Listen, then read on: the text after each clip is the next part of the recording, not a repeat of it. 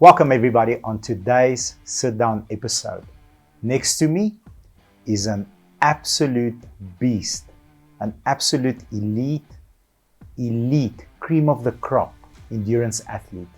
He has summited Everest twice. He's done every single mountain bike race that you can think of, in the desert, on mountains, you name it, he's done it. He's a loving father, he's a devoted husband, and he's just a powerhouse of a gentleman. Next to me, Mr. Alex Harris. Welcome to our show, sir. Thank you. Thank you for the kind introduction.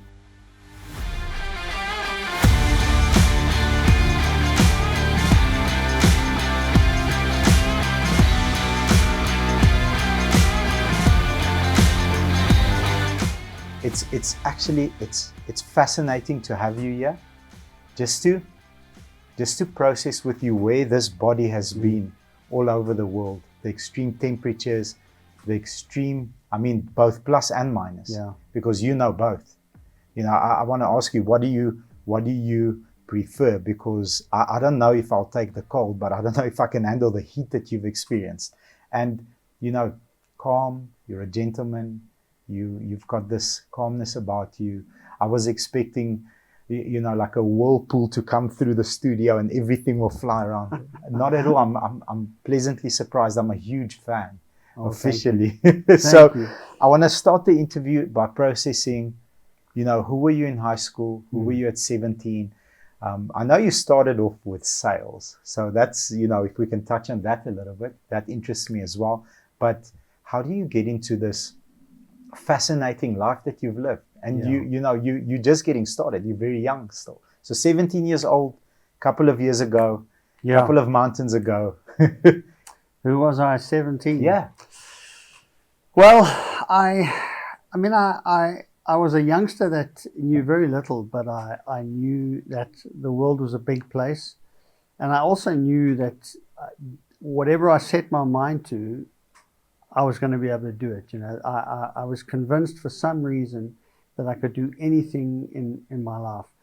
And at the time, my goal was simple, to become an astronaut, and I knew I had to get into the US Air Force to do that. And to do that, I knew I had to get into the South African Air Force. And so 17, I would have just been out of school. I think I matriculated, because my birthday was June, I think I matriculated early. Okay. As a 16-year-old. So 17 would have been the gap year prior to going into the Air Force. But I was excited about learning how to fly, and what was going to come my way, and maybe one day get into space. So I was wide-eyed, and anything was possible. Beautiful. So finish matric at 16. Yeah. A gap year. Process the gap year and then the Air Force with me. How does that look? What do you do in your gap year? So, it's so interesting, because a couple of friends and I, we saved a bit of money for the first 6 months, and then we went overseas to Europe, and that was our first time we ever traveled. Where did you grow up, by the way? Which in town? Kensington, in Johannesburg. Okay. Yeah, so I grew up, kind of where Eastgate shopping centre, Broomer Lake area. Yes. I went to Leicester Road Primary School, Queen's Eye. I get a hard time for not going to Jeppe, but my folks decided otherwise. They wanted me in a co-ed school. But my intake was only in 90, so I had a bit of time, and we bought a ticket, went to Europe, and in those days you could buy this thing called the Euro Pass, where for very little money you could travel all around Europe for free on any of the trains. What? And so that was our MO. We'd sleep on the train between big cities, wake up dreary-eyed in Madrid, and then tour Madrid. So we didn't pay for accommodation. We just had to, But I'll tell you a story. That was the first time that I realized I grew up in a strange dispensation. I flew Luxavia. It was an old airline that flew to Luxembourg. I don't even think it exists anymore, on that old 747. And I arrived in the evening, and my mate was studying at UCT.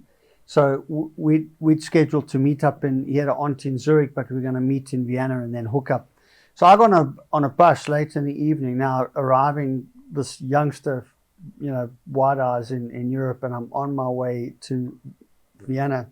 I arrived late at night, And I check into a youth hostel, but it was one of these youth hostels where there's, after hours it was unattended. So you just had to fill a register, leave your passport and go and find a bunk bed.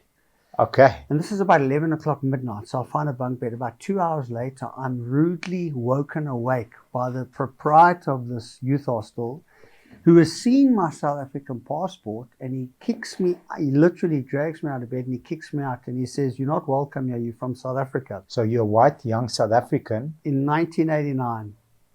And I'm Got you. in Europe. And for the first time in my life, I start thinking that as a young adult now, the rest of the world doesn't think that highly of South Africans. And for the next 2 months, we hook up with a lot of foreigners, and some of them American, that were English speaking. We travel around, and all of the conversation is around apartheid and this potential, change of God, So it was such an interesting year between coming out of school, and obviously in school we had, some of the more the more kind of proactive teachers were within the ambit of what they could do. We're kind of preparing our hearts and minds for sort of a change in dispensations, but that was still 6 years, 7 years away. So it was a very interesting, crazy year. I came back and I'd grown up a little bit. Got you. So I can only imagine, because when you get there, this is who you are. You're on a mission to explore Europe. Yeah. I'm a young man. I've got ambition. I'm going to go into space. Before I do that, it shows me you've got massive heart, because you prepare to sleep on the train, between cities, wake up, arrive in Madrid, explore, jump on the train. So you're already an adventurer. You don't have that state of mind of, look, I'm different, or people are going to see me different. And then how do you deal with that? How do you process that? How do you go and say, listen, this is who I am. This is where I grew up. It's not necessarily me that enforced these rules. I grew up in these rules. This is who I am. It's a strange thing. I never thought about that. Yeah, I kind of think of us as our generation as, like the sort of similar to the dinosaurs. We have to really all die out before the sort of new generation can bring about full cultural integration. I see it in my kids now. We didn't see it in our homes. And, the funny thing about our current sort of era, you see lots of ads, KFC, where you see like a black and a white guy at bras at home. But the reality is not like that, The reality is we still stick to our sort of what we know. The closest cultural integration is in my church. But that's on a Sunday, and there we are representative of sort of the color demographic. But from Monday, to Friday, you tend to still gravitate to what you understand and what you know. And that's not a right or wrong thing. It's just how we are. But my kids are very different. 100%, because I'm a little bit younger than you. I've got a different opinion of what you said. I 100% agree with what you're saying. But, I'm an immigrant child. Yes. Came from Europe to South Africa. And for me, this submergence of different cultures was like, wow. Yeah. Like, this is incredible. I get to speak to like 11 languages. We had family from Spain. Yeah. Now, last week. Yeah. So he says, how many languages? I said, 11. He says, 11 languages. I said, yes. That's just official. Official. They don't sound the same. I'm like, I can understand. I can speak English. I can speak Afrikaans, Sotho, Zulu. I'll catch you out, I'll be able to, but 11 official languages that are different. It's incredible. It's mind blowing. So, in my work environment, I speak to everybody and I mix with everybody. I invite everybody to my home. Yeah. I integrate, or I speak to young, old, of all different cultures, and have learned to accept with both hands, give with one hand. But it's right what you say. If you're 50 and above, it's different. And your kids are going to be even more integrated than I am. Yeah. Because that's a normal thing in school already. I don't think they see the color difference. They don't have that filter. When they have a party or a sort of a sleepover, we've got our friends. It's just all colors, and there's no, that's just how it is, And so, for me, like, I see us as this sort of shift of the generation where we carry, and you can't lose what you've inherited, because you inherit stuff in your DNA, but you also inherit stuff in your thinking. Yes. And I think through our lives, we can be really progressive and specific around how we deal with our thinking. But there's stuff in your DNA that you just can't lose, Yes. It'll go into the ground. But our kids come with a completely different wiring. They've just been wired differently, And so it's so interesting to just like see them, and they make me feel terribly old, but I'm not that, I mean, they learn very quickly, and Yes. about all things where, when we were kids, that what we were talking about prior to the interview around like using fax machines was the MO. I don't even know what that is, Like they often ask me, they catch my wife and I chatting about something technologically, and they ask me what that is, We've got a little chair. I don't know if you remember those little chairs with the home phones. It's a funny stool. It actually looks similar to this. Yeah. The phone sat down, it's a little stool there. Yeah. And they sat in some of the older homes. Now, Yes. we bought one in an antique shop because it looks really pretty. Yes. You've got it as It's a you walk cool- in. Obviously, it doesn't have a phone in it. It's got some flowers, But when my girls found out that was for a telephone, they're like, where do you put your cell phone? That doesn't make any sense. Where's the charging No, it's port? like Where's the USB, Dad? very different worlds. But, and that's, I guess it's accepting that some of my thinking will always be old. And they've got lots to teach me still, Beautiful. I'm going to give you two stories because I love diving. I'm sort of in the middle, so I can relate to, the iPad generation. They say the kids are born with the iPad nowadays, and I can relate to you because, it's the music, so, I run all different competitions within our company. So I take a snapshot of a cassette, and I take a snapshot of a pencil. Yes. And I ask on the group, I say to them, who knows how these two... Yeah, what you do. What do you do with these two? And then you must see the kids that are 19, 20. I said, everybody whose ID number starts with a 0 and a 1 may answer. If your ID number starts with a 9 or an 8, you have a chance. So everybody 0 and 1 may answer. You must see, man, it's a jaw. And then they have fun. And kids don't know. Kids don't know that, you went and rented VHS tapes and you had to rewind after watching it. Otherwise, you'd get a fine. And another story, we've got a young man he's a handsome young man. He's got the suave, he's got the, and I say, we're processing pickup lines. I'm having fun with the youngsters. So he says, no, he's got the best pickup line. I said, tell me about your pickup line. He says, and he's not a married guy. He asks a girl, do you know what a CD is? If she says yes, she's too old. If she says no, she's within his age category. I'm like, a CD was like yesterday.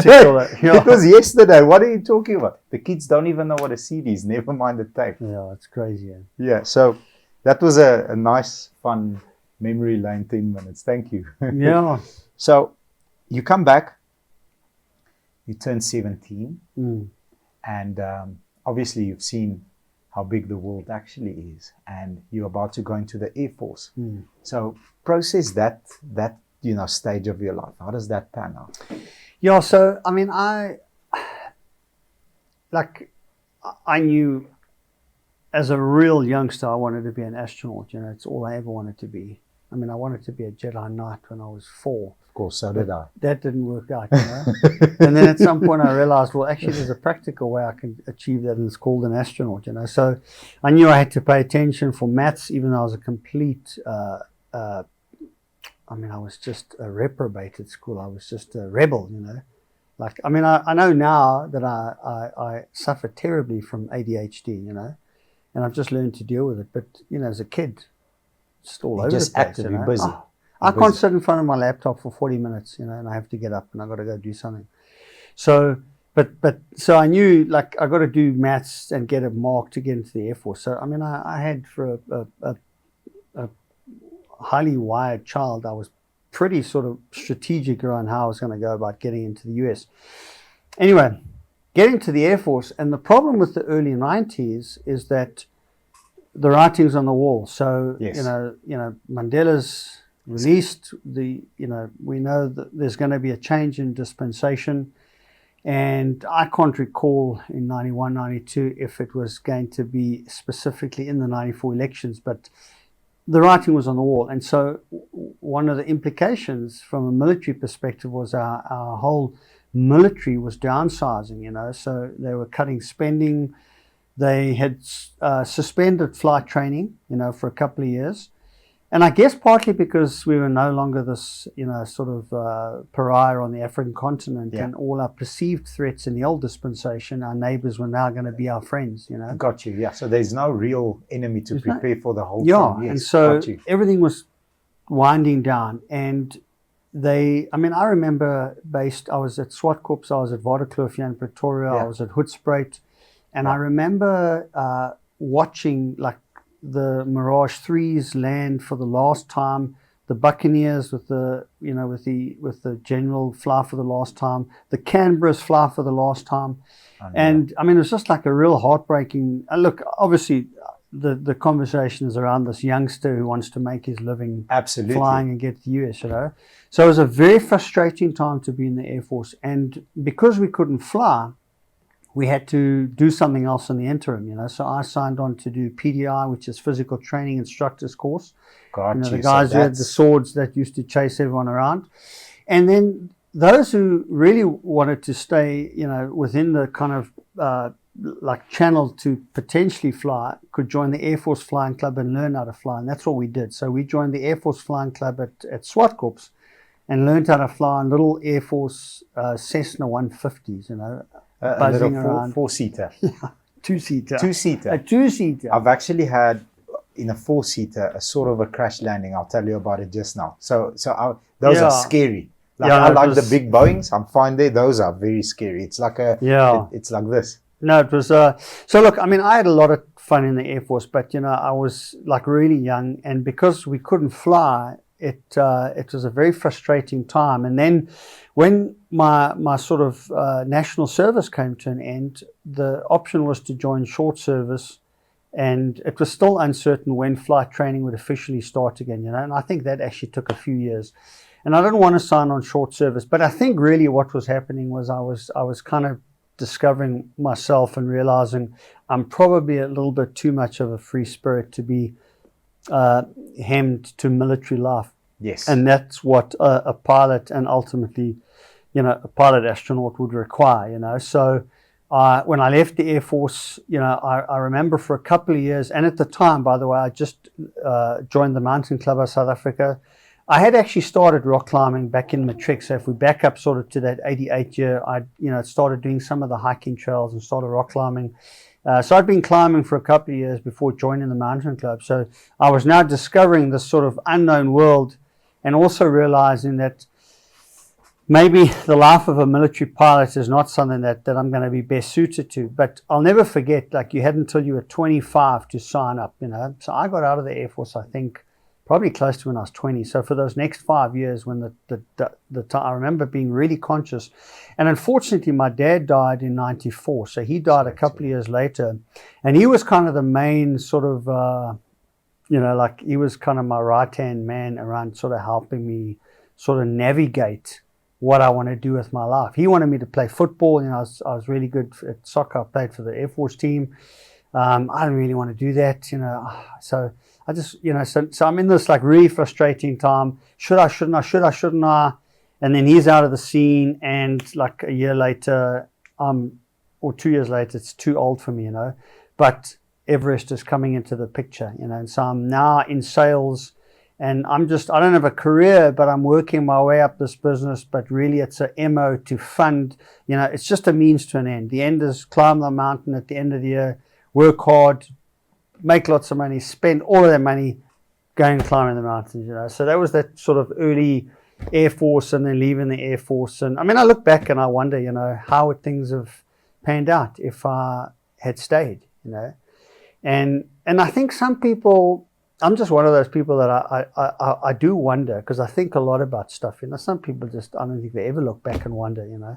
Some people get fixated and like regret. I don't have regrets, but I do wonder, what if, like, if I'd learned how to fly, but then I'm like, nah, I wouldn't have been able to stay 10 years as a military pilot. I would have just been too Especially- restless, you know. Especially if you're a restless person. Yeah. You're 40 minutes in front of a laptop. I mean, you're going to require 40 years in front of a laptop. Never mind 40 minutes in front and of the a other laptop. ways to get into space now, so I haven't totally killed that dream, mate. There we go. Yeah. Love it. Love it. So Everest, Yeah. like,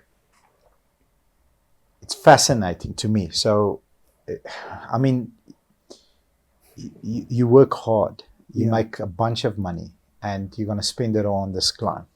So there's a lot of factors that need to be right on the day. You know, the climb towards the base, then, you know, the wind's ever changing, the weather's ever changing. Like, were you successful on the first attempt, or were you successful on the second attempt? If we can process your first climb, I know you've done it twice. If we can do the first climb, how does that look?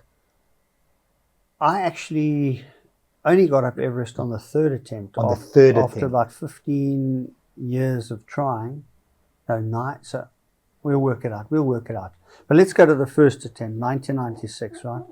So I'd now settled in I just got goosebumps. Only on the third attempt did you make it up. Yes. Yeah. And the first time was 52 days. The second time was 65 days. And the third time we got up on day 70. 70 days on the mountain. On the mountain, yeah.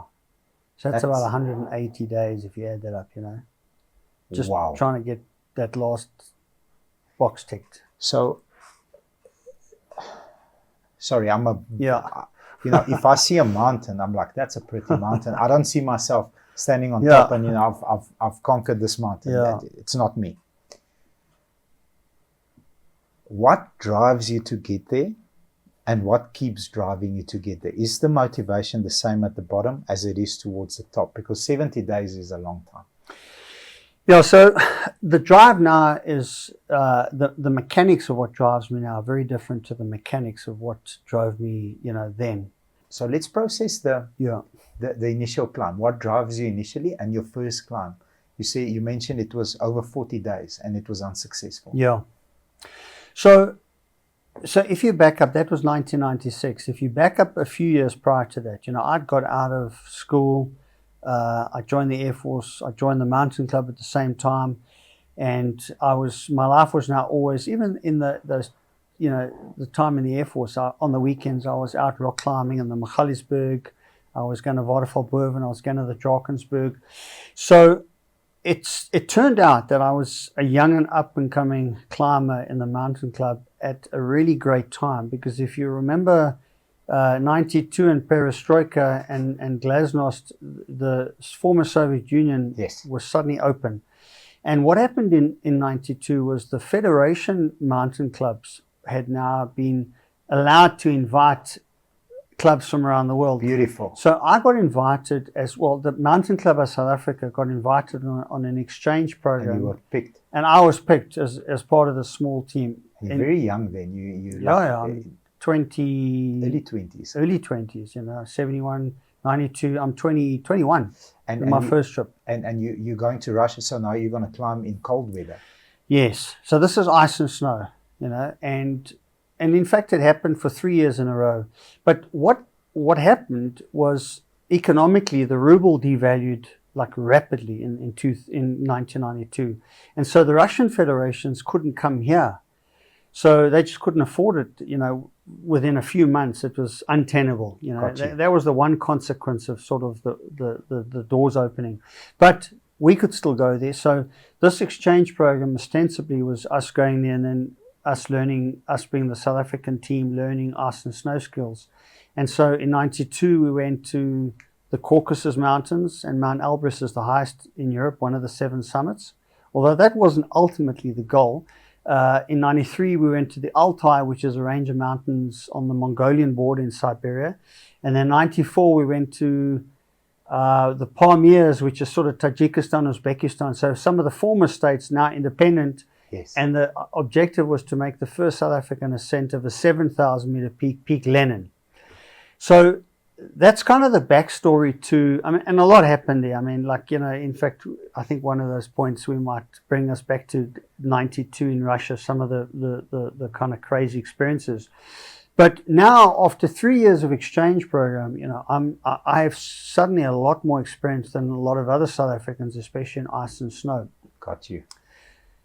And every year the MO was to go overseas. I'm in a company where it's highly incentivized sales. If you work hard, you can make a lot of money and you can go and do what you want. And I've got a great boss.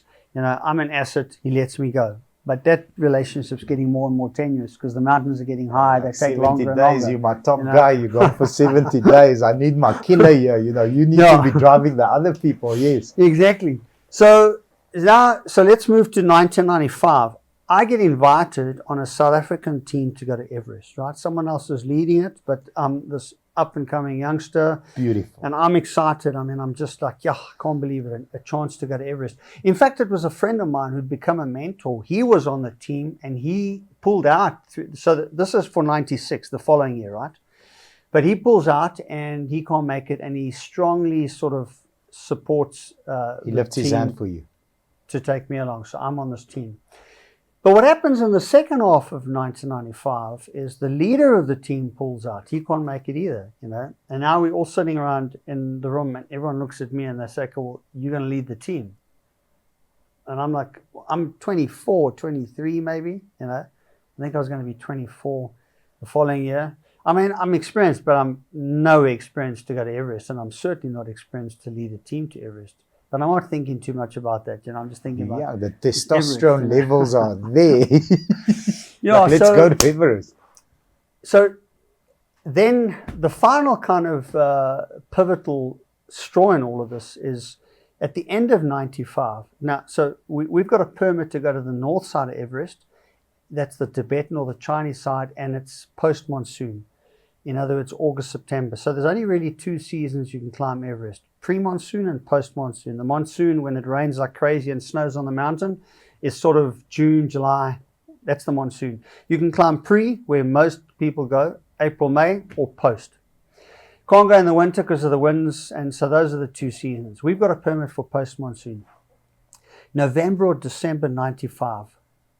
One of my guys phones me up and he says, have you seen the Sunday Times paper? And I'm like, no. I go and grab a Sunday Times paper, and there splashed across the front page this headline, Sunday Times backed sponsored expedition to be the first South Africans to go to Everest leading pre-monsoon, led by a British guy called Ian Woodall. The rest is history. Ian Woodall leads a South African team that just falls apart. The 3 lead climbers resign. The sponsor gets into a fisticuff, sues Ian Woodall. There's all kinds of crazy stuff. The photographer dies. Cathy O'Dowd gets up and becomes the first South African to climb Everest. So anyway, we see this now in December, and we realize we're going to be up against it, trying to find sponsors to be the second South African team 3 months after them, And so what happens is in January, February, I realize I have to resign. It's one of these crossroads. And my boss, I walk into the office and he says to me, Hong Kong, I want you to go and manage the team in Hong Kong. Now that's a multiple of what I was earning here because it's, foreign currency. And I'm thinking, I haven't told them yet, look, I actually want to go to Everest in 6 months' time. What are you talking about Hong Kong? I'm climbing up the mountain. Where are you sending me? Yeah, so I take a day off and I go and ponder this, and my mind is clear that I have to go to Everest. I have to lead these teams. I have a responsibility, and what can we do? So I go back and I thank my boss who's invested. I've been working for about 3 years for the business now. It was an international business, and that was the last time that I was sort of ever working for someone else, and I resigned. This is the end of January 96. And basically what happens is we struggle to find sponsors because now the Sunday Times expedition, which is sponsored by the Sunday Times, obviously gets so much of their own media that we're just playing second fiddle and everyone thinks we're jumping on the bandwagon, but they don't know the backstory, that we had a this permit. Is a real and thing. The permit's sort of already technical done. stuff, Anyway, long story short, once the expedition starts in April and we begin to see what a mess it is, we had, by that stage, started to think about changing our permit to Cho-Oyu, which is a mountain just next to Everest, which is also an 8,000er, which hadn't been climbed by South Africans. So we thought, well, maybe we'll go there. But the backlash from the Sunday Times expedition was so significant. It was such a mess that, the six of us got together and we were like, you know what, we just feel like we need to actually go and put in a good effort because they haven't put in a good effort. Yes. So we decided we're going to go. Let's go. But now I remember having a small share portfolio, cashed that in. I remember claiming UAF. I remember selling.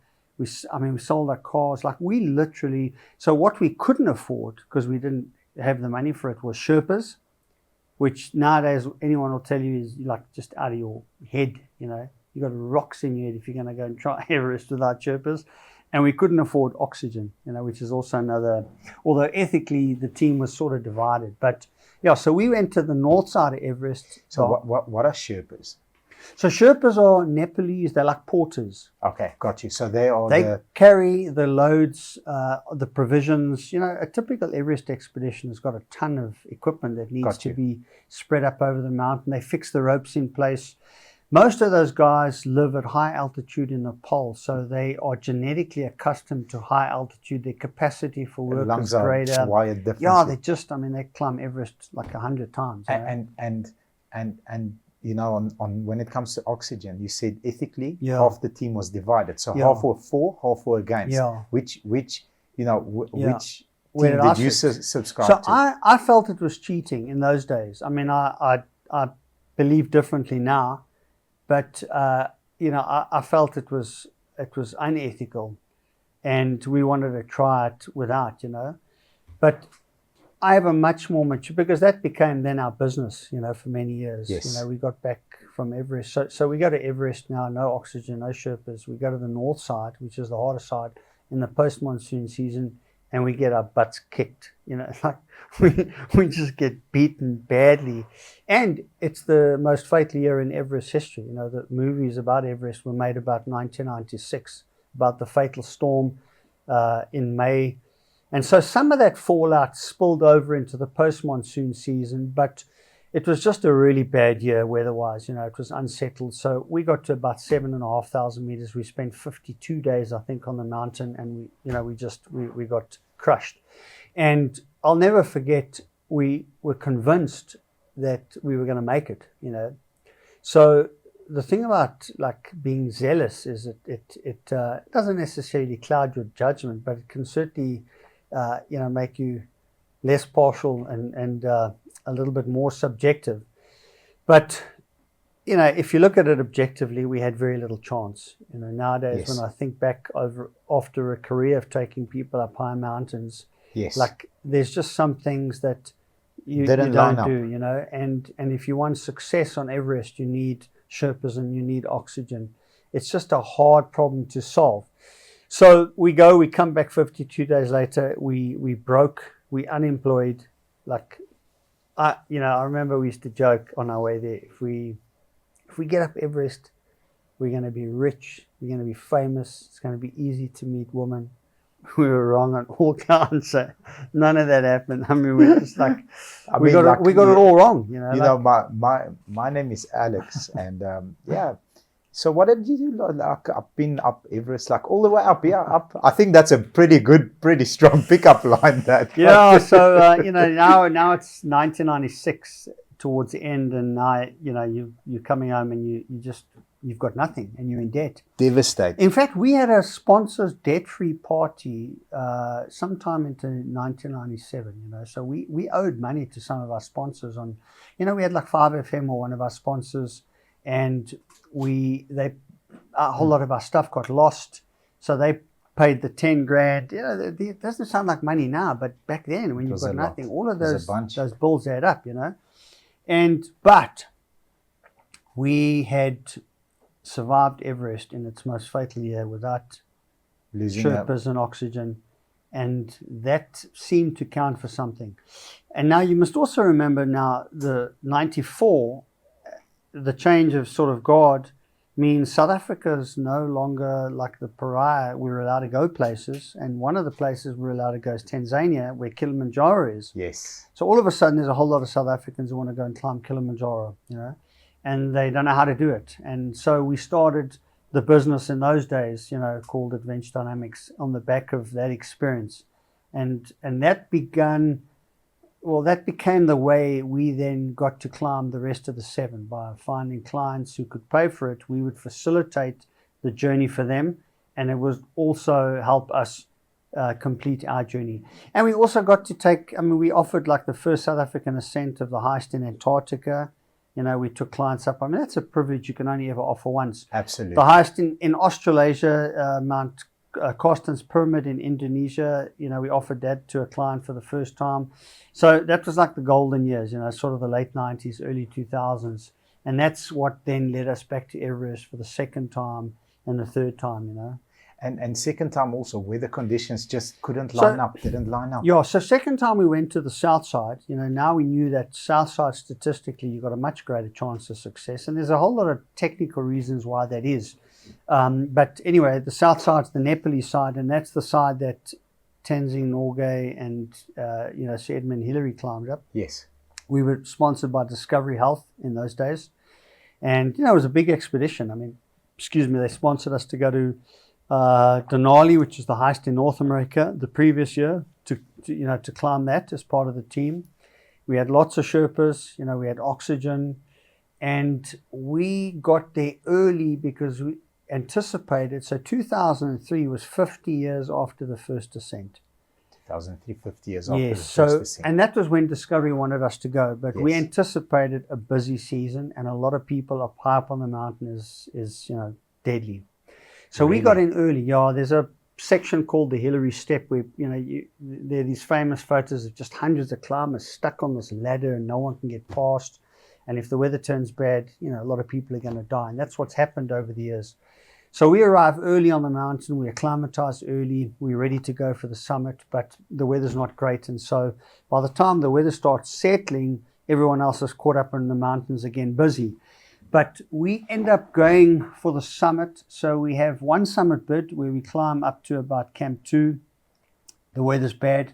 We have bought the summit bid. We come back down to base camp. This was on about day 55, I think. You've been there a long time. It's a long time, eh? And then we have a second summit bid, and now this is on sort of day 60 odd, and we climb, and now we get to top camp, and we actually set out in the night for the summit. And halfway up that night, we just get caught in a storm. I remember my right eyelids freezing shut. My eye froze. I couldn't open my eye. That was crazy. Are you serious? Yeah. So I turned the team around. We get quite high. I don't know, maybe 5 hours from the summit. But turn the team around. We descend down to the South Col, and it's a crazy night. And then we slowly descend back to base camp, and we make this decision. And that's the big decision, that I was alluding to. What do we do? We had enough oxygen left for one or two of us to try for a second time. And remember, at the time, my partner and I in the business, we'd now climbed 6 of the 7. So we were light years ahead of any other South African, In fact, our cameraman was second in line. He'd done 3 of the 7. So we had enough oxygen for 2 of us, but we just felt and I put it out there, my leadership style is to sort of empower them and let them make the kind of side decisions and steer them, So I wanted to hear what they thought. And, I'm not an autocrat by any means. So we're sitting around in our mess tent and, these are the facts. The facts are we might get another window. There might be a chance for a third summit bid. We're not sure. We've got enough oxygen for maybe 2 of us, but, not enough for the whole team to go back up. What do you guys think? And unanimously, everyone was like, no, we beat, we stuffed. It's been a good set. We call it a day. So I stood up and I said, okay, it's done. It's over. We're calling it a day and we're going home, officially. And it was an emotional, when you do something like that, it's not an easy thing, days, Yeah, so this was day 65. It's 65. 65. So then an interesting thing happens. We sit, and now, thankfully, Discovery offered to pay the $2,000 for a helicopter to take us down from base camp, you know, because word had got out how stuffed everyone was. We've been on Everest for 65 days. So we spend the night in base camp. The next morning, the weather's bad. No helicopter. We wait through the day. We're looking. No one's sure when the weather's going to improve. So what are our options? Well, our options are we hike like everyone else, and that's about 2 days to get to Lukla. And from there, it's a small plane. It's about 90 kilometers. And so again, like, you know, that afternoon we have a lunch, and we're chatting about what are options. You know, anyone want to hike out? Do you guys want to stay? So a few of us, myself included and my partner, we decide, well, we'll hike. You know, we'll go fast and light. We'll do the 90 Ks one hit. We'll leave this afternoon. We'll go through the night. We'll get there tomorrow morning, you know. Rest of the team, so about 4 of us decide to hike. The rest of the team say, no, they'll wait. And if they have to wait 2-3 days, you know, they're happy to sit. We leave, myself and my partner and 2 or 3 other guys, we leave. Now, unbeknownst to us, once we left, our cameraman then said, listen, he's changed his mind. He's going to stay and he's going to join the American team, you know. So we find this out the next day. We're at Lukla, and as it turns out, the next day the weather was fine for the helicopter. So the helicopter lands at Lukla, and I see everyone get out except our cameraman. I'm like, where's he? Yeah, where's Wisdale? You know, I asked the guys, and they're like, no, you don't want to know. So I finally hear the story that he's joined the American team, and you know, 10 days later, he's on the summit of Everest with the American team. But the crazy thing is, Discovery phoned me afterwards, and you know, they now remember they've sponsored my partner now for the last sort of 2 years on this mission. They called me into a meeting, and they know like things didn't go as we'd hoped, and they said, look, this is what's going to happen. They're going to sponsor our camera guy now to do the last 3, and they want me to be part of the journey. But it's conditional, you know, and the conditions were I had to agree that it was a team effort, that he got up, and I had to be happy with how things panned out. And I said, well, I cannot in any integrity say it was a team effort, because we were sitting in Johannesburg when he got up, you know. And no, I wasn't happy how things panned out. You know, we made a decision as a team, and he went against that. And if he died on the mountain, all of that would have come on my head, you know. So it was a bad decision, but it had a good result for him. But it could have gone the other way. Got you. And they said, well, you know, that's it, then our roads part, you know. So we were out of the picture, and then he went on to be the first South African to climb the 7. So we went back, you know, obviously. The next year. 2005. So that was 2003. So skip 2004, 2005. We got north side. Went to the north side again. But this time I got invited by a guy called Ran Fines, you know. So by then I'd met a guy called Sibusiso Vilani, who summited in 2003. Yes. We met him on the mountain. He was with a British team. Yes. And he would become the first black guy to climb Everest. Now, we're actually interviewing him tomorrow. Really? Yes, sir. He's coming in tomorrow. Yes. Okay. Yes. Fantastic. Yeah, very excited as well. Yeah, so Cebu, so I met Cebu in 2003, but literally for like 10 minutes. You know, he was with a British team, and you're always on a different sort of schedule. But there were a few days at base camp, and someone said to us, there's another guy from South Africa, and we're like, I don't know any other guy. And anyway, we meet Cebu. Long story short, he gets up that year, becomes the first black guy to climb Everest, you know, and he becomes famous. But he then introduces me to a guy called Ranulph Fiennes, who the Guinness Book of Records calls the greatest living explorer. And it's Rand that ultimately sows seeds that leads to me crossing the Arabian desert, and Cebu and I walk into the South Pole. But anyway, 2 years later, Rand has never climbed a mountain, and he asked Cebu to put a team, and Cebu puts a team to go back to Everest, and they asked me to join them, and they go back to the north side. And that's when we finally get up. You know. So you said 70 days? You said was the number? On day 70 we summited. Yeah. On day, so I understand. I mean, it's climatize. Yeah. You know, rest. How many hours a day are you sleeping? Well, in those 70 days, I mean, if I had to look in my diary, we're probably climbing only 14, 2 weeks. You know, the rest of the time you're just resting. Resting, okay. Yeah. So, and resting is 2 things. One, it's a function of climb high, sleep low. So you're acclimatizing and recovering. Climb high, sleep low. So you climb to a new altitude, and your body slowly adapts, and then you descend to an altitude that you're used to, where you sleep. And there's some physiological reasons to that. One is that your breathing rate drops when you sleep.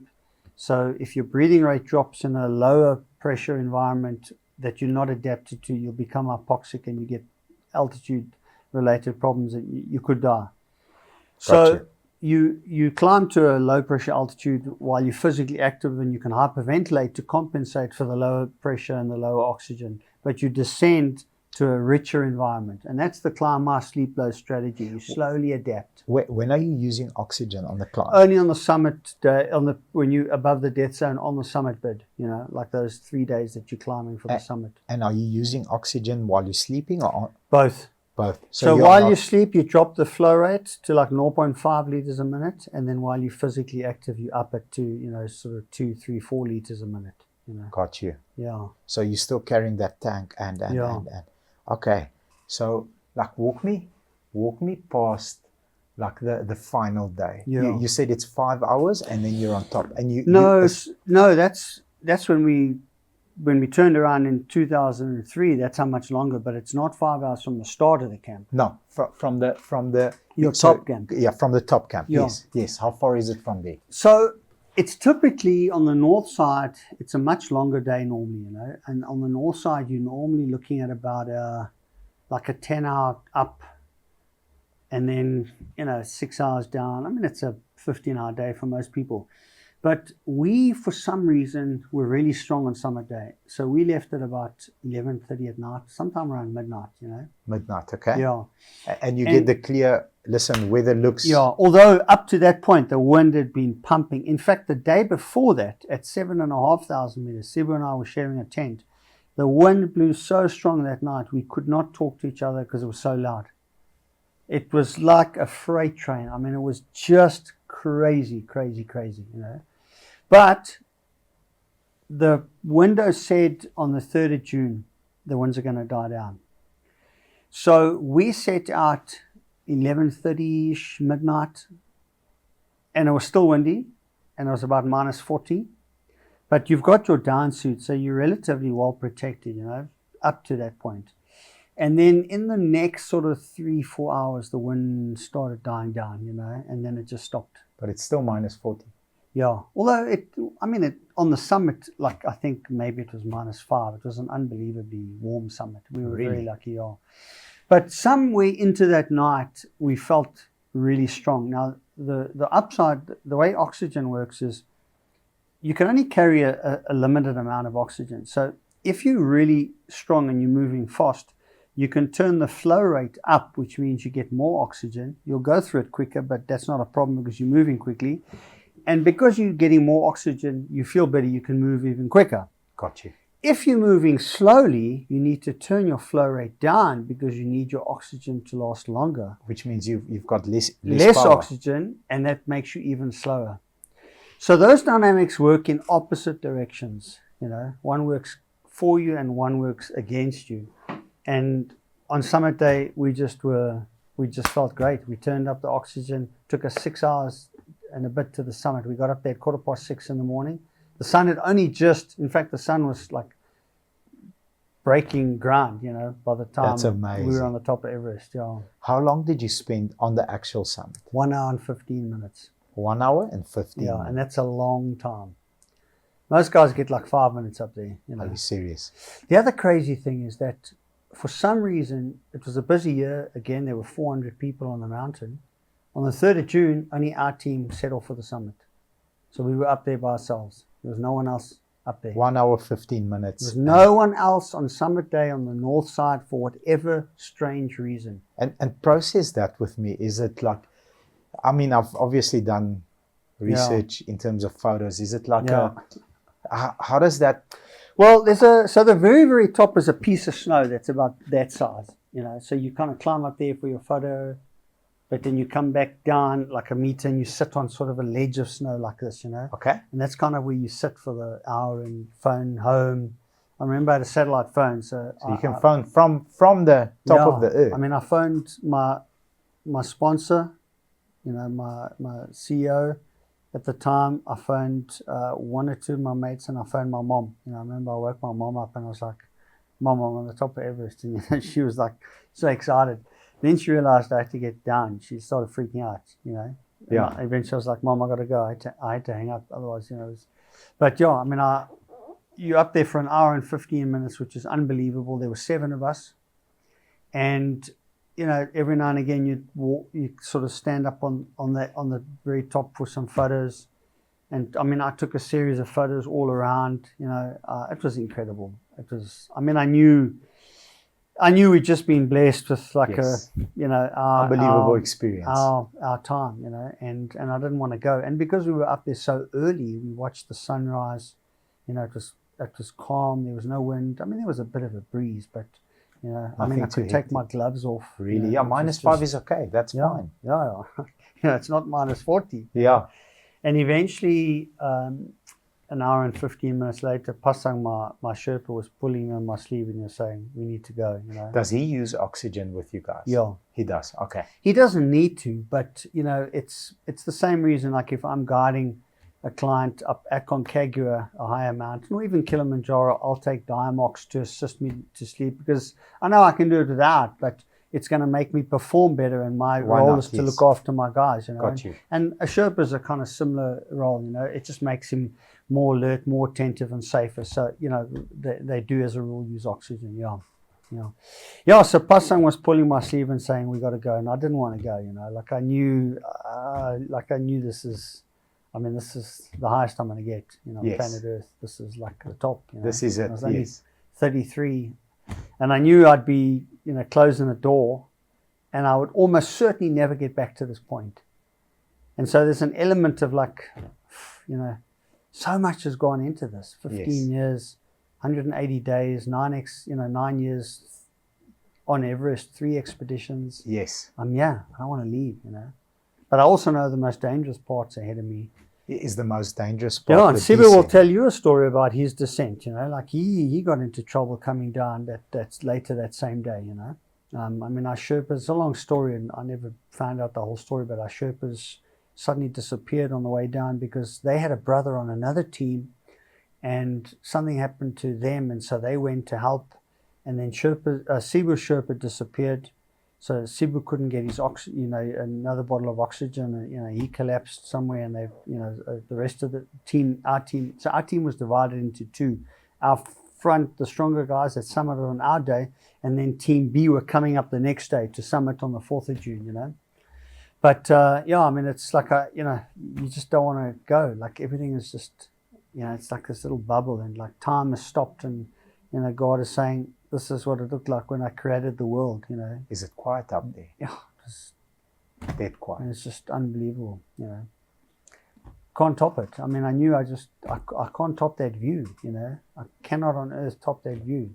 I didn't want to leave, but I knew, like in the back of my mind, years of hard wiring, my survival processes is telling me, okay, Pasang's pulling my sleeve now. We need to start the journey down. We need to go. This is the most dangerous part, you know. We need to start the Just journey 6 down. hours up. How long does it take you to get to the first Well, camp where we so basically, I mean, every team's got their own rules, you know. Our team's rule was that you stick with we all stick together pretty much on the way up.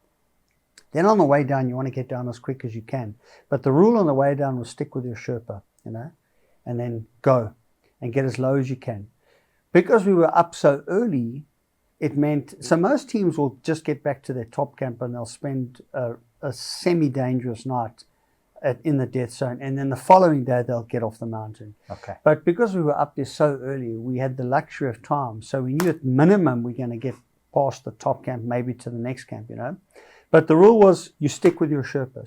So we go now, and we go at our own rate, you know. So I'm going with my Sherpa, Siba's going with his Sherpa, but you spread out, you know. Like, so somewhere behind me is my Sherpa. Now I get down to top camp, and my Sherpa's gone. Unbeknownst to me, something's happening on another team with one of their Sherpas, and our Sherpas just go and assist, you know. So I don't think about it, because I expect any moment for my Sherpa to come up my 6 and join me, you know, with also my spare oxygen. So I get to top camp, and I quickly pack my stuff, and I now head down. And, you know, you look up the mountain, and you see dots, but I don't know where my Sherpa is, you know. And the same thing happens to Cebu, but Cebu's further back up the mountain. Higher up. So I get down to the next camp and there's still no Sherpa, and by now I've run out of oxygen, but I'm still feeling, reasonably good, and I've still got time. So I think, well, I'm just going to keep going down, Yeah. So I end up going all the way off the mountain that day, all the way to advanced base camp, which is very unusual. It's a long day. I get into advanced base camp at about 7 o'clock at night, and I'm absolutely smashed to pieces, and I still don't see my Sherpa. But I find out in the next couple of days, like Cebu has a near-death experience that night because he doesn't make it to the middle camp, and his Sherpa's nowhere to be seen. But yeah, you want to try and get off the mountain as quick as you can, and get as low as you can. And because we had the luxury of time, it allowed us to get lower than top camp sits at 8,300 meters on Everest, and that's higher than any other. There's only 4 mountains on the planet that are higher than that. Yes. So it's in the death zone, and so if you get back there that night, you're going to be on oxygen, you're going to be exhausted, and then you're going to hope that next day the weather's good to get down. So we had that luxury to just push below top camp and try and get as low as we could, and that was day 70. And then the following day, the second half of our team made it to the top. So we had a couple of days of reasonably good weather. And beautiful, yeah. Amazing. What are you eating on the way up and on the way down? What does your nutrition look like? It's pretty good nowadays. Base camp, you've got a proper team that cooks for you, and you've got access to reasonably fresh produce. And pretty much even at advanced base camp, you've got a pretty well provisioned team and a cook. It's only when you leave ABC and now you're sleeping in smaller tents, and then you carry these rations that you boil, the same kind of stuff that Cebu and I took to the South Pole. They're sort of high density calorie meals, and you just boil them in water. They're pastas, meat dishes, and you supplement that with snacks and chocolates. So you don't eat that great when you're on the mountain, but you're on the mountain relatively a short period of time. The summit bid, it's 4 days on the mountain, then you're off and you're back at advanced base camp. And then it's pretty standard. Then it's in the tent, and the mess tent, and they're cooking up a cake for you and like a stew and anything you want. You've got a bottle of 10-year-old Lafroy, beers, whatever you want. Everest is well provisioned nowadays. It costs so much to get their teams make sure that. What does it cost for an average person to go up the mountain? To go as a paying client now, it's a 60, 70, 80,000 US dollar experience. US dollar. So we're talking $1.5 bar. 1.5 million rand to get up there. Yeah, I don't think you can get there under $1 million. And if you probably could, if there are some guys that offer sort of split permit fees, like under the north side, and like they'll pay for a permit and then 10, but it's a more independent type of scenario. So it's popular for like some of the Eastern European nations where they've got a strong climbing culture and they operate independently, and you're not heavy reliant on Sherpas and oxygen and that kind of stuff. So almost no infrastructure in place. Then you could probably get in sort of maybe $50,000, but you've statistically got a lower chance of success if you're going on a well provisioned with some of the top guiding companies. It's a 60, 70, 80,000 US dollar experience. Expensive exercise, and it's not guaranteed. No, and there's no refund if you don't make it up. Yeah, sorry, we got you here. The weather, we can't control the weather. Not even the US dollar can control the weather. No. So amazing. I'm just processing that night, the wind being so violent that you and Cebu can't speak to each other. Like, how do you gather up the willpower to get out of that tent and start climbing up a mountain, which we don't know if the wind is even more vicious there or like. Amazing. I remember I was, that next morning, one of the guys on our team turned around and headed back, and he was relatively strong, and he said, "No, this is crazy. We're going to get blown off here." And I remember, we had a satellite phone, so I remember my men's group, who I'd been sort of walking closely with, that were now obviously at home. They were praying for us and checking in. I just got this SMS So I sent an SMS on the sat phone like the night before. I said, boys, listen, we're getting our butts kicked here. You need to pray for conditions because it doesn't look good. Yeah. And I woke up the next morning and I got an SMS from Craig, and one of the guys, he said, bro, we see you standing on the summit. We see you on the summit. You got to keep going, And so I was like, all right, let's keep going. Go for it. And it blew that whole day. I mean, that whole day up to top camp, the wind blew like crazy, and you're on fixed ropes. You can't make mistakes climbing up the north face, arriving at the top camp, and the top camp is a mess because it's easier to rescue someone from the International Space Station if they break their leg than it is the top camp on the north side of Everest. If someone breaks their leg, it's game over, And it's just a crazy place, and you're trying to. I mean, I remember I went to do a number 2, and I left my oxygen cylinder. I went just a little bit lower than the tent. Getting back to finding my tent was like one of the hardest things I've ever done in my life. It was crazy. Unreal. It was unbelievable. Like just too much energy expended in 15 minutes, and my heart rate. I mean, you've got to be so careful. The thing about like if you read we tried in '96 obviously without oxygen. In 2003. We had oxygen, although the goal was to try without oxygen. And so the first summit bid we tried, but then remember we got delayed and suddenly everyone had caught up with us. Yes. And it was a much busier time. So then we decided, what, it's too dangerous to try without oxygen. And so we used oxygen. We never made it up. It was still my goal to try without oxygen in 2005. But one of my not negotiables was that when the summit bid comes, there's been no compromise to my respiratory system in terms of drugs and illness. And I had picked up, the problem with the climb I sleep low is that when you're constantly coming back and you go down to a lower village to rest, you're in contact with other people, trekkers. And so you're exposed to, on the south side, they call it the Kumbu cough. You're exposed to bugs all the time. So it's almost impossible to get to a summit bid and you haven't had a cold or a respiratory bug. So I was battling for about 2-3 weeks. And by the time my summit bid came about, I mean, I was already on like my 3rd course of antibiotics. And in my mind, there's no ways I'm going to make, I'm going to take that risk. So I made the decision not to. I wasn't sure what my physiology would be like. As it turned out, I mean, I was strong.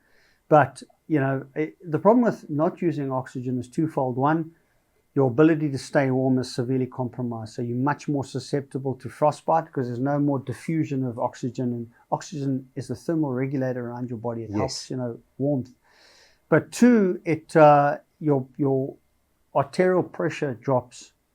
And so, and it does that because it has to defend the diffusion mechanism of how we get oxygen from the air into the membranes in our bloodstream, across the membrane in our lungs. The pressure goes from a high to a low.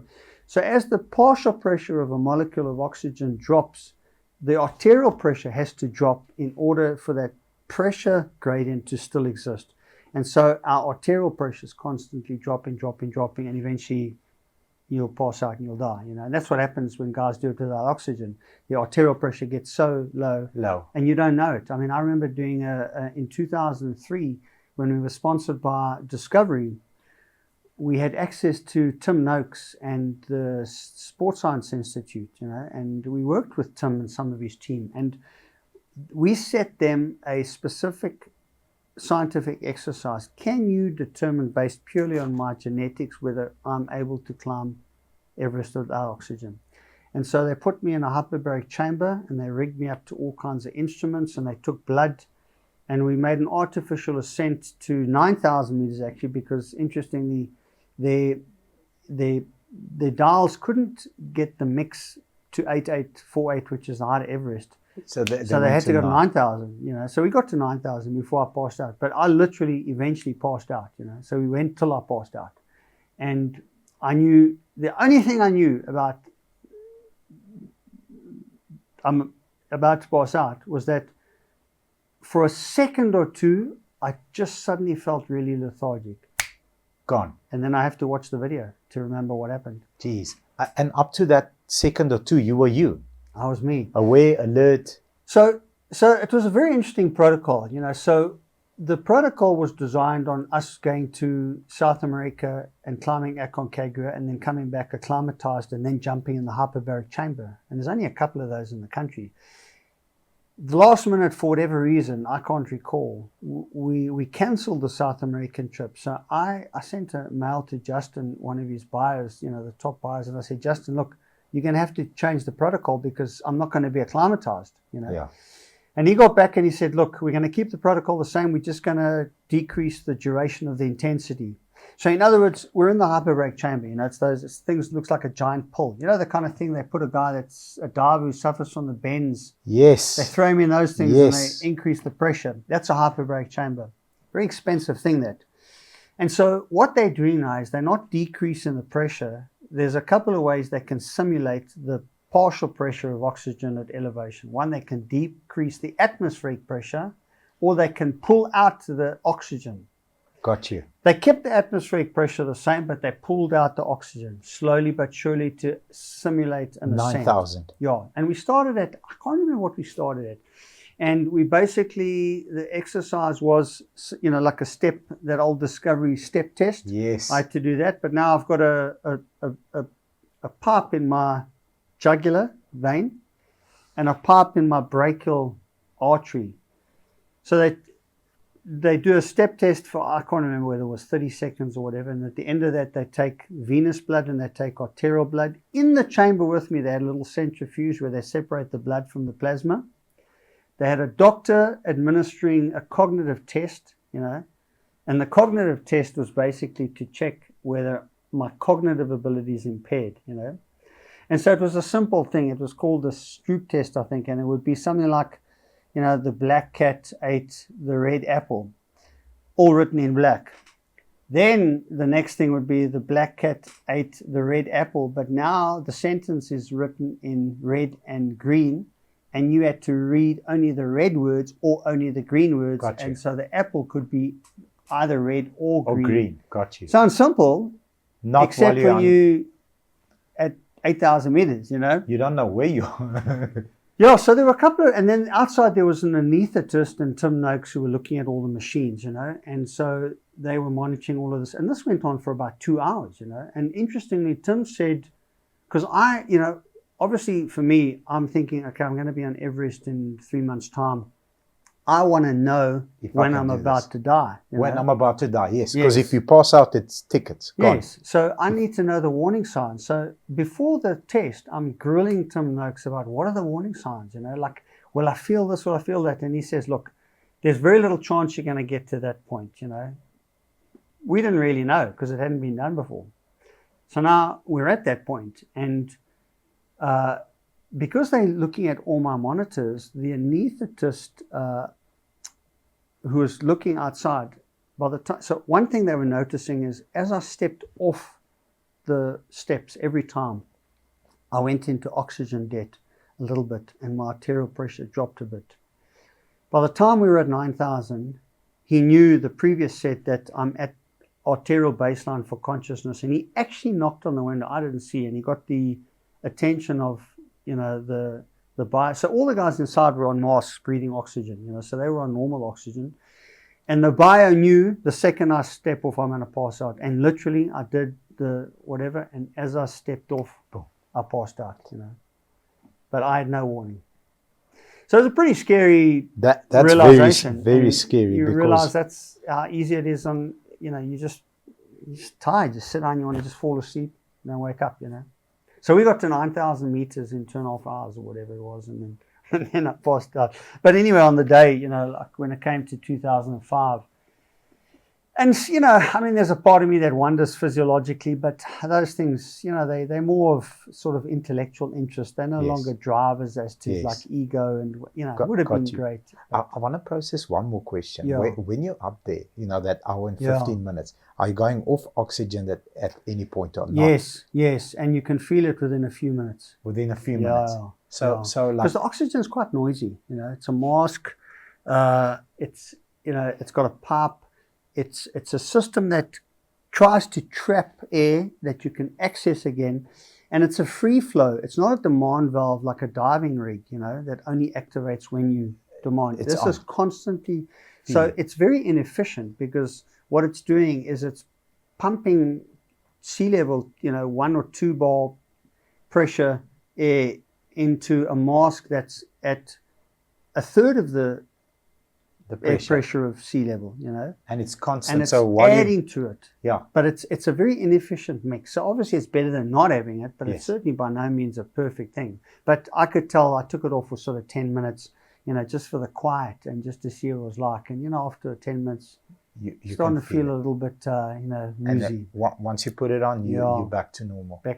Good to go. Back to normal. Good to go. Fascinating story. Fascinating. Let's get out of the minus 40. Yeah. Let's go plus. Yeah. On some of your adventures that you've been in the deserts, like process that, because that on your physiology takes a different toll. Which one is tougher? Which one was tougher for you? So physiologically, heat is always more dangerous than cold. Heat is more dangerous than cold. The physiological stress metabolically because of high temperature is much more dangerous than cold temperature. You're more likely to die in high temperature than you are in cold temperature, as a general rule. Which do I prefer? I prefer high temperature. The South Pole expedition was just miserable. It's like if you're African and you don't see the sun for 60 days, you're going to shoot someone. But luckily we had no gun. 60 days, no sun. Yeah, in minus 65 what? days, we saw the sun 15 times. Average minus 40. The coldest with the wind chill was minus 65. And that morning was a 28 knot headwind and about a minus 30 ambient. It was just like that's horrific. Horrendous, and that's horrendous.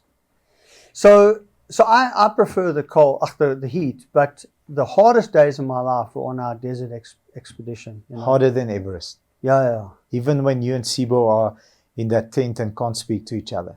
Harder than that. So the South Pole overall was the hardest experience of my life. But specific days, the hardest days of my life were 3 days on the desert expedition when we had 44, 45 degrees Celsius and we're trying to pull a 400 kilogram cart over sea sand, over little dunes that are twice the size of this. It was mind-numbing, and the one day we had heat stress. We were staggering around like delirious. We got a puncture and it took us so long to fix the puncture because you now got to unpack 200 kilograms of water so you can lift the cart to get the wheel off and fix the puncture. That's incredible. And then we realized the reason we were getting a puncture was this particular area we were in had these little fun kind of salt bushes, and they weren't thorns, but a 400 kilogram cart rolling over that salt bush would break the sticks and sharp pieces of the stick would puncture our tire. Gotcha. But our cart had no steering mechanism, so we were lazy initially and we would just roll. And then we realized if you get a puncture late in the afternoon, by the time you fix the puncture, it's day over. You have no more energy to carry on. You have to sleep there. And if it's 3 o'clock in the afternoon, you squander 3 hours of the day. So we had to become really disciplined in these salt bush areas where we would run the cart 15 meters, and if we got to a bush, 2 of us would go to the front, lift the cart, pivot 30 degrees, run 20 meters, stop, lift, pivot. That's horrible. And do that for 10 hours a day. But we knew that was easier than having to fix the puncture because of so we just grained that discipline of run that cart on clean sand and lift and pivot that front as you need to. How's the temperature at night in the desert? Most of the time, look, we were there in the winter, because in the summer it's like 60, 70 degrees. You'll fry your brain, But it wasn't that cold. When we crossed the Dauphin Mountains 3 days out of Salala, those nights it got really chilly, but it was still maybe 8 degrees. It never got to freezing. These stories of freezing, it's cold because you're hypoglycemic and you're exhausted. Yes. And you're not provisioned well. You're carrying really light sleeping bags. But most of the time, the nights were sort of 15, Okay. 17 Nothing too degrees. crazy. No, they were quite pleasant actually. It was just windy, so we couldn't sleep outside. We had a tent that had a clear ceiling, so we'd often leave the fly sheet so we could at least see some of the stars. Yeah. But you're so smashed at the end of the day that you just you're not, in theory you're interested in stars, but when you lie down on your back 2 seconds later, you don't care about the stars. You're out. And then you wake up and do it again. Ready for the next day. Amazing. So where do we start? So it takes a village to raise a man, but it took wow, the whole planet to help raise you. Yeah. Including the mighty Everest. Who were like the 2 or 3 people that were most influential in your career? Yeah, so I mean, 2 of those would have to be my parents. I mean, my dad, I have many memories of him sitting me down and saying, listen, you can do anything you want in your life. And he grew up. He was a simple man. He worked on the mines. He earned 300 rand a month. I mean, that was his life. He was uneducated, but he just really believed that I could do anything with my life, and I believed it. And so he kind of inculcated that right from small. And then, my mom, we lost her last year, but, she would, it was like, it's life. It's part of our story, But she was the sort of like the bedrock, She kind of showed me what it means to just, 2 things, to always be there, like no matter what's gone wrong, because you're connected in some supernatural way, and, to love you unconditionally, And then, I've got a friend, a childhood friend, we grew up in the neighborhood who is in the US now. And, he stayed one of my best mates. But he also, for some reason, has just been able to see, beyond, the rebel, and know that there was always potential in me, And he's been like a constant ally saying, bro, I see this and that, you're going to do great things. Go for it. And I'm your biggest fan. Yeah, and sometimes you get that from people who just mean to be great, but you can tell that they probably don't believe it. But when you hear it consistently from someone who genuinely believes it for whatever reason, whether it is a gift they have that they just can discern, or they've invested enough time and they do see something different, those are the kind of people you need to carve out time and spend with. Yeah, so. For me, look, and to be honest, as you said, when you've kind of lived the life I have, there's lots of people over the years that have sown seed, but, Yes. my dad, my mom, and Rob, for me, are probably, the 3 that are most responsible for getting me where I am now. Landmines. Yeah. What are we, for the thousands of people that are going to be inspired by this interview, and that you already have inspired, what are some of the things to look out for when it comes to, adventure sports and exploring, and sort of that extreme mindset that you have? What are 2 or 3 things that we can plot on a map? Yeah. Using your GPS coordinates to look out for? So I think the first is being patient. When I look back at some of and I have fond memories of conversations I had with my climbing partners in my younger years, and all the mountains we were going to climb. We were just like unstoppable, And that list is like 100 times longer than the list of the ones I actually ended up climbing, But we had so much energy, and the temptation is to just be too hasty. And I remember a specific example in 1992. That first expedition to Russia. So I was in a team. Remember, I was this young up-and-coming climber. I was 21, I think, in that year. And I'm in a team where everyone else is sort of in their 30s and 40s, and they're established career people, family people. And now we're climbing in this remote valley, and we've done a few days of ice climbing up some smaller peaks, increasing our skill level. And the prize is this beautiful pyramidal 4,000 meter peak at the head of this valley. And that's the end goal. And so we get ready to go for it, and the Russian guys tell us there's a big storm coming, you know, from the Black Sea, which is just around the corner. And very quickly, like, the momentum shifts to, no, we're gonna climb it before. But I remember even in my young brain that it was the storm was gonna be on us in a day, you know, like 24 hours. And when we asked the question how long it was going to take to get to the top of Gestala, it was the same amount of time, you know.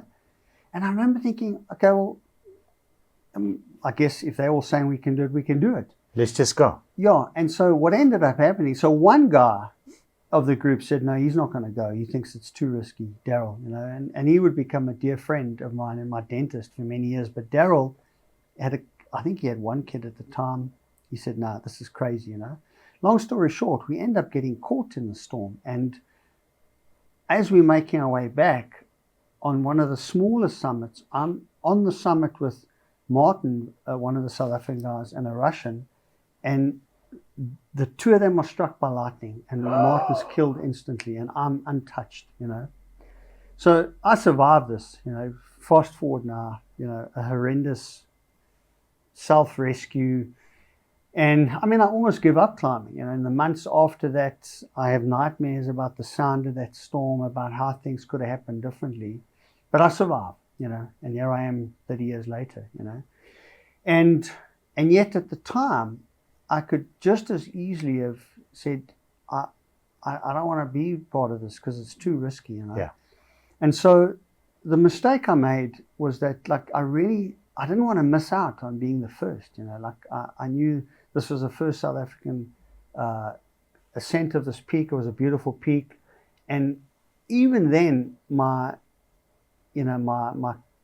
common sense, something was telling me this is crazy, you know. This is too much. And that's the temptation for youngsters with lots of energy. You have to be prepared to just step back and say, you know what, the time's not right. Yeah. And one of the great skills in life is to, you know, we call it push-pull, is to know when to be aggressive and to go for the kill, or when to step back and say, I need to wait, you know. And that was a clear time when I needed to step back and say, I needed to wait. And I got lucky, you know. Yeah. And so, yeah, you got to learn that skill as early as you can. It's okay to miss out and step back, you know. And then I guess a landmine, I mean, I suppose you're thinking about landmines as just trying to avoid huge, big, yes. you know, huge, big mistakes. I mean, one of my, you know, ultra endurance racing is a big passion of mine, bike racing and Freedom Challenge. You know, South Africa's hardest one is one that goes right across from Pietermaritzburg, across all the remote mountains to Wellington. And I've raced it now many times over the years. And my third time, I raced in 2010, 11, and 12. And in 2012, so 2011, I broke the record. 2012, I'm going back, but I still want to try and go under 10 days, which has never been done. Even though it would take 10 years, you know, before I could manage it. But I'll never forget, I'm about, and that's middle of winter, by the way, just to give some context. So it's June, middle of winter, it's -8, you're on a mountain bike, you're carrying everything. If you're racing, you're in the dark, there's no GPS allowed, you've got to use maps, compass. If you get lost, you get properly lost, okay? I mean, it's crazy. So I'm on day one, and I'm going through a forest there near Swartberg in KZN, you know, I'm almost 200 Remote. KZN. As I get to the top of a rise, at about 8 o'clock at night, my saddle bolt breaks. Poof. But I've got a spare one. And as I open up my kit, I suddenly have this memory of a race 4 months before that, the Cape Epic that I'm doing with a friend of mine. We're racing along, we go over a pass, and as we're coming down, he's stronger than me, so he's ahead of me. I see he's stopped and he's chatting to someone, and as I slow down and I pass, I ask him, why have you stopped? No, this guy's broken his seat bolt. So I slow down. I know I've got a box of like strange, and it turns out the bolt he needs is the 8mm bolt which I've got. So I give him my spare seat bolt and I close it up. 2 months later, when I'm packing for Freedom and I'm going through everything from start of my bike to back, I get to my emergency kit and I quickly dismiss. I think I haven't had an emergency, so I know everything's good. I forget that I've given that bowl to someone. But I remember now, in the horror of that moment at 8 o'clock at night, it's with the guy it's with next to some the random guy, and I never replaced it. So now I tie my saddle. Long story short, for the next 5 days, I have saddle problems until I finally solve this problem.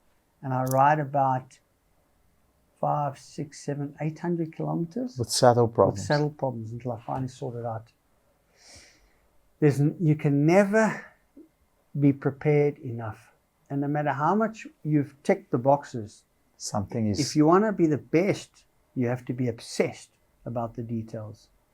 And I don't like the word obsessed, because I think it brings in a whole lot of wrong connotations. I love the word but obsessed. There's a place for it. Absolutely. Agree. And you need to know when that place is. Yeah. But when it's time to be obsessed, you need to be obsessed. Hyper-focused. Yeah. Beautiful. Love it. Love it. You said the push and pull. I've learned a concept and I hope you like it. It's patiently aggressive. Yes. Patiently aggressive. So, a lion, most of its day, spends its time hanging around, but when it's time to be a lion, it's there. But it's not a lion all the time. Yeah. It's not aggressive, on the hunt all the time. Best advice that you've ever received in your career to say, this landed, whether it landed like a train hitting you or a softer snow. What's the best advice that you've received that you could pass on? Sure. It's I just want to word it exactly like I heard it. The most powerful thing you can do is to believe in yourself, because no one else can do that for you. Beautiful. Beautiful. And I've kept that. I've made that my own. That's what we preach. That's what we train. It's what we create in our events. Is that we give people the environment to discover that they were right. That moment they took a risk to believe they could do this. They were right. Amazing. They could Love do it. this. I'm going to plagiarize that and I'm going to use it from today. Thank you. Beautiful. Sure. And if you could spend an entire day with someone, who would that person be? Yeah, that would probably be Elon Musk, because he also wants to get to Mars. We the same age. We grew up 60 kilometers from each other. He went to Pretoria boys, same sort of era. Yes. I'm worth about R1 million. He's worth about R1 trillion. So I'd love to hear, where did I get it wrong? Or like, not in that way, but just like how is his thinking? I'm so intrigued by his thinking. Like how does he break those barriers? That's what my life has been about. But he's done it in innovation, and I'd love to understand like how his brain is wired. That time management, that. Something that I struggle with is, walking out of a situation, a meeting, or an experience with a certain amount of preloaded energy that you got there. Yeah. How do you not dump it into the next meeting or the next person that you engage? How do you give them your best, every time? Yeah. How is it present and wired that way? Yeah. Beautiful. I would love to be a fly on the wall when you guys are processing that question. But on the fly on the wall, if you could overhear somebody, a couple of people speaking about a certain subject and you could eavesdrop, what would you like to find out right now? That's a problem because I'm interested in so many things. But I would probably have to go to the Oval Office, in the White House, and they've got hear the top thinkers in the world. I have to believe that their minds, maybe not currently. Currently, they're in a bit of a pickle. But I'd just be interested to know how the sort of top tier of thinking, like how do they process stuff? It fascinates me. I've always thought maybe I've one day got a career in politics, although I don't think that's going to happen. Yeah, but I'd love to just hear how the top leaders process simple things. Yeah. My life's been about processing problems. Yeah. Like our problems. And solving for X. Yeah, and they're relatively complex problems. So yes. It drives me mad when the robot's out and it's a simple problem. It's a simple thing. Yeah. Surely, if you like if that's part of your skill set, so I mean, it can't be a hard problem to solve. Yeah. Maybe I'm wrong, you know. Solve the problem. No, you're right. Yeah. I fully agree with you. So it's like it intrigues me, like the real complex problems of our time. Who the handful of people, The thing how do that they solve them? fascinates me as well is at that level, if you make a millimeter, you know, if you pivot a millimeter here, it's miles on the other side. So everything needs to be thought through, processed, scenario after scenario. Yeah. What if? Or do they just from the hip? Yeah, I would love to be a fly on the wall with you there.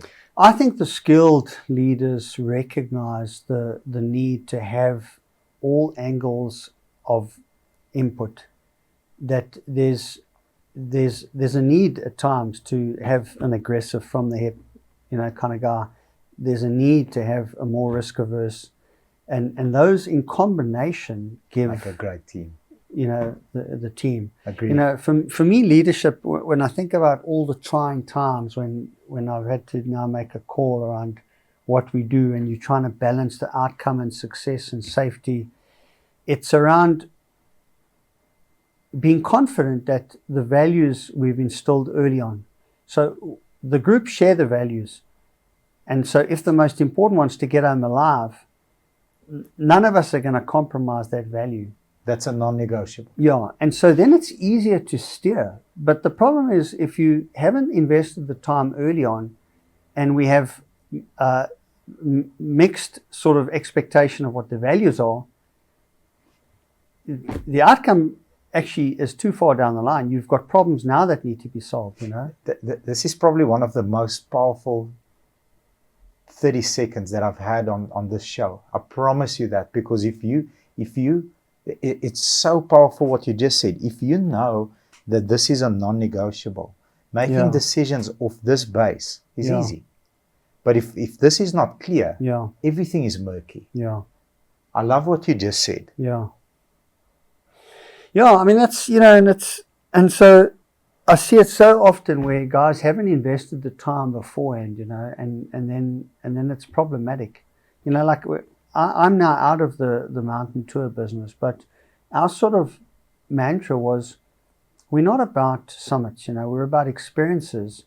And if we get lucky on the day, we get to the top.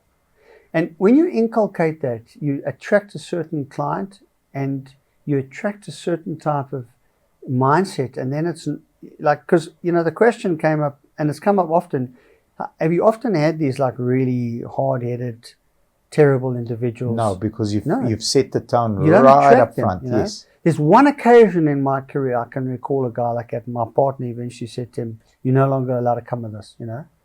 And he was just socially very difficult. You know, like if someone was smoking, he'd go and like almost physically assault the guy, you know.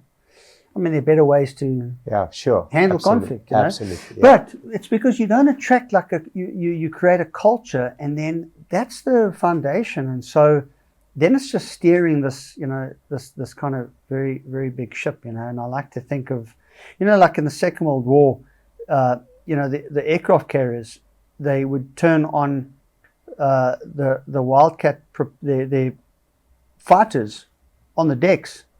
They would spin those propellers if they wanted to turn sharply, you know, because the torque would turn that aircraft carrier in a very short space of time, very quickly if they needed to. Unreal. You know, not in combat situations, but just because it was easier than turning a giant aircraft carrier. And I often think that's, you know, kind of what you like. When you're all on the same boat, you just need to get everyone fired up for a new pivot here or there, and you're still going where you need to go, you know. But if you got on the wrong boat, or you got on the boat and you expected to go somewhere else, you got problems, you know. Now we need to find a dock to get you off the boat. Yes. You know, Jim Collins says, get the right people on the bus and the wrong people off the bus. Yeah. You know? And if you don't have a place for the guy who needs to be on the bus, if he's the right person, get him on the bus and figure out a place for him, you know. Man, so we as a company are processing this as we speak in real time.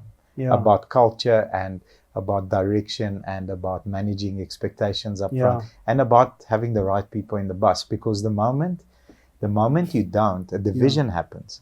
Half of you want to go there, half want to go there, and then you've got, you know, 2 or 3 people that are trying to bring them together, which is impossible. So if you on the right bus, you headed in the right direction, we all get there.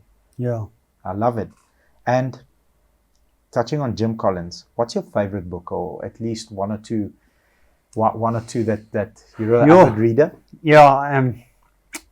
So I'd say probably all-time favorite would be a fiction. So I'll give you a fiction, and that would be Lord of the Rings. Okay, good. And and the reason, I mean, they're just some profound things in there, and I'll share three of them. And so one is this idea that small people, small things can make a really big difference. Yes.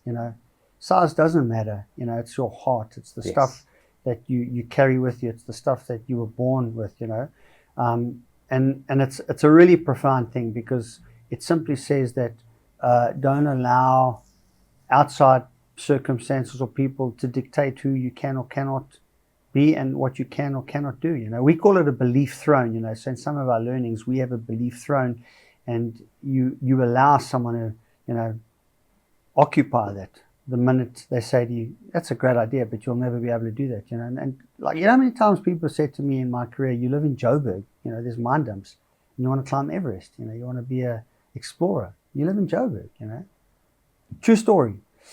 And the second thing from Lord of the Rings, the idea that good always triumphs over evil, that there is, that's how this world is wired, that like it's easy to lose hope, it's easy to be disparaging about current circumstances, but there is, and this leads to the third thing, there are forces outside our control that work and towards a common good, and so be inspired by your individual growth, but know there's something that we can't measure, and I call it borrowed momentum. Borrowed momentum. Borrowed I momentum. like it. That idea you mentioned. Now, how do you come out of one meeting now? There are moments when you can borrow momentum from someone else, from something else, and that momentum allows this continuous idea, so all from Lord of the Rings.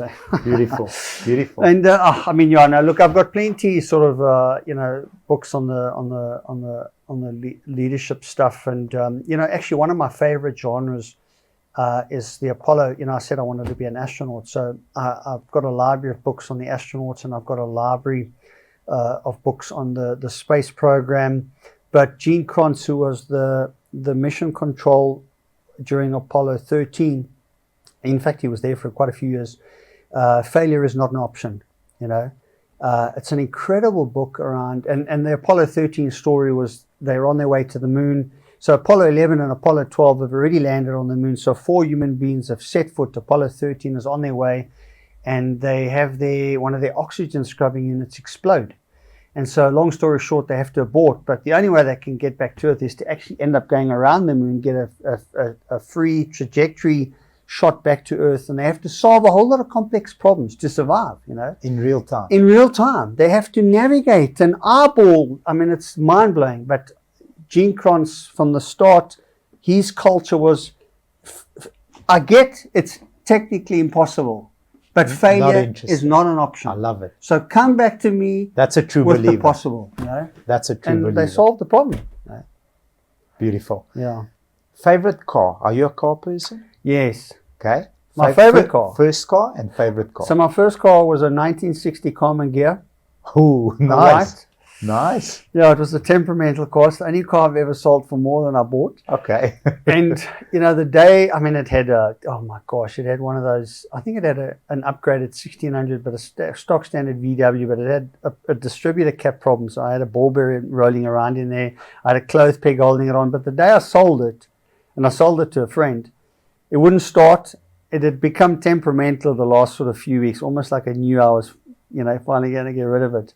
I finally get it started, and I only had about 5 Ks to drive this thing. It broke down twice or 3 times where I had to fiddle with that cap, pushed it around the block, and luckily just before I got to my mate's house, I managed to start it, drove in, and he said, thanks.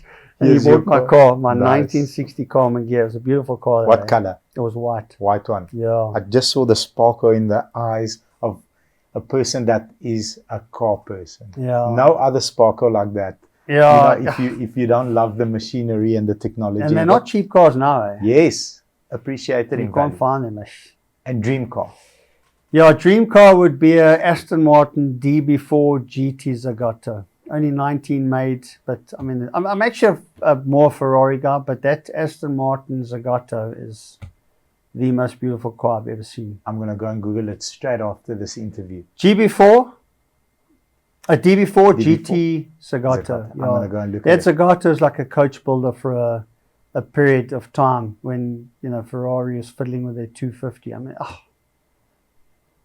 it's just but I mean, that's like a $10 million car, Yeah, you know, no, and it's there's mad. 19, they only made 19. It's you mad know? what the So like cars are those fetching. cars sit in private collections, and you Yes. might, I've never seen one in the flesh, but Yes. I'm beautiful, sure the gentleman by the name of Mr. Rupert probably has one stashed away somewhere in a I've been warehouse. to his museum, It's man. beautiful. Yeah, in Lomorans. Every time I'm in the Cape, I go. Yeah. Like, just the last time I didn't have time, but I normally go every time. It's amazing. One of my favorite places to go in South Africa. Yeah, and so I was lucky. The morning I was there, one of his guys came in, the curator or something, and he started. You know, I don't know if this was a long time ago. He had his F40s, F50s, Yes, Enzo lined right up like next this. to each Yes, other. yes. So he gets in and he starts the F40. Now I'm on that side already because I went straight to the Ferrari side, you know. And I'm like watching him, and then eventually I'm like, "What are you doing?" He says, "No, Johan wants to take one of these for a spin. He's just starting them, warming them up, you know." So I said, "Are you going to start the Enzo?" He said, "Yeah." So he starts the F50. Oh. Now I'm standing next to the Enzo, and it's in this closed Warehouse. Yeah. you know. If you're South African, you have to visit that. Yeah. It's amazing. Yeah. So I know he's going to start this car. I kid you not, I crapped myself when he started this car. Really? Yeah. Loud. And it was so visceral, you know. The noise of that thing, like in that closed, was incredible. Power. Incredible. Beautiful. Eventually my wife was like, "Look, we need to go drink wine." So Let's get out of here. What's the wine my wife always has? It's the Rupert and Rothschild mix. I got a big bottle like this. It's like the Optima. Yes. Yeah, they make good wine. Yes, they do. Yeah. I don't know how long we've been talking. Probably about an hour and a half, close to 2 hours. It's been incredible.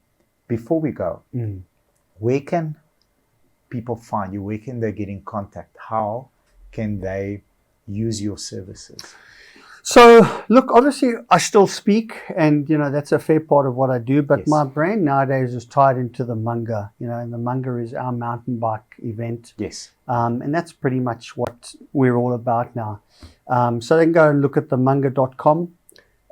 You know, our main races. Make sure we're going to supply the information above, below the video. Yes. Yeah, on the link. so that main race is from Bloemfontein through the Karoo to Doolhof Wine Farm every December, and then we've got a Munga Cradle, a smaller 500k, and a Munga Tankwa. And this year we were about to launch a US race. So the long-term plan is to take the format, because it's a highly compelling format. You know, Yes. it's like people just have profound experiences in our race. Like our race, like shakes people up. You know, and that's not my credit. That's like the land, you know, the farmers, you know, nature, our creator, all of that just works to, you know, so we want to take that format to the US where the market's bigger, you know, the corporate market. But yeah, you can find me. So my email's alex@themunga.com. Go check out our Facebook page, and that's where we'll be at. Beautiful. Amazing, sir. I am fascinated with your life story. It's just begun. All the best to you. Thank you. Taking your business to America. I'm sure you're going to be highly successful. Well, thank you. We are your biggest fans. It's been an absolutely mind-blowing experience spending time with you. No, I appreciate it. Thanks for having me. You really have left myself and everybody that's going to watch this video, you know, our colleagues in the studio, better than you found us. No, you really thank you, man. Thank you, sir. Thank you for the compliment. Appreciate it.